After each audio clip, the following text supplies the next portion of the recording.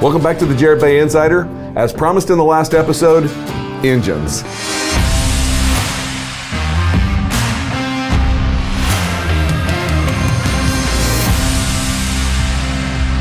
We're looking at hole 68. It's engine install day. Obviously, it's been a while since this boat was out in the sunshine, and today we get to see it as it moves.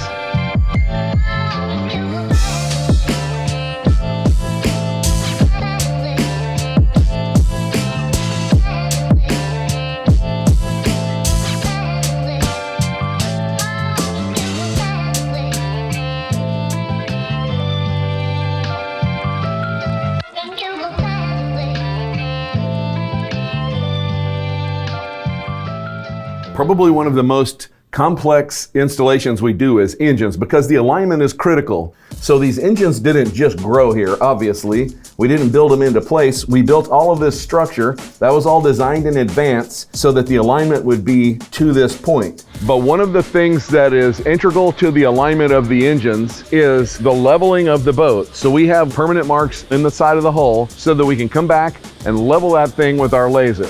We meticulously level it, block it up the best we can so that it doesn't move or flex. A couple of thousandths in the wrong place can translate to much more than that on the end of a 20-foot shaft. And if we've done our job all right, this will sit just exactly in its right location. The first question we have to ask ourselves though is, how in the world did we get this 5-ton chunk of steel through this hole in this boat? In the past, we've always used an outdoor crane. This is the first time we've had opportunity to come into the building and use the bridge crane. When you're watching it from the outside, it seems slow and tedious, but it's very heavy, it's very expensive, and everything is being done in a finished painted space. So all of these pieces take a little extra time, but they're very important to get done right, and so that's why we do it that way.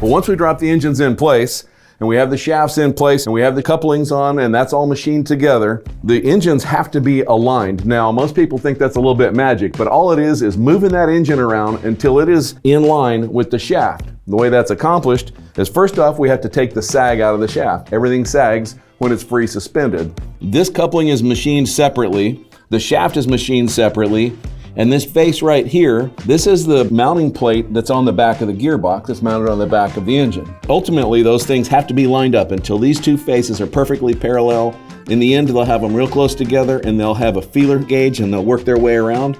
And when that feeler gauge works perfectly all the way through, then they know they're aligned. So in this installation, this mount, the location, the holes and everything is our most flexible point.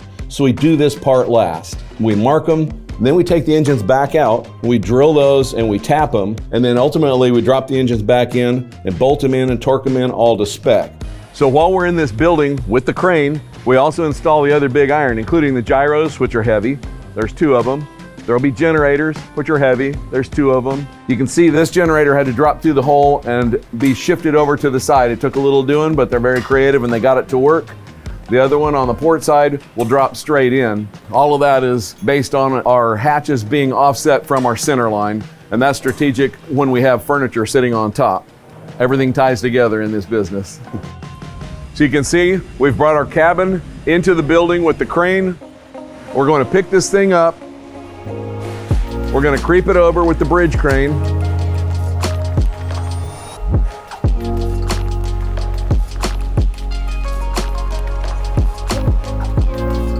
We're going to set it in place, make sure everything aligns exactly as it's been designed. We have some critical measurements to verify all of this stuff. Once we're satisfied with that, we pick it back up.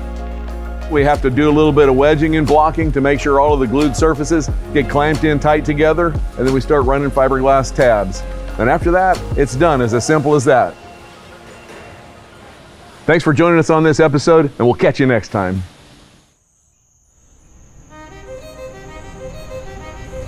40 years.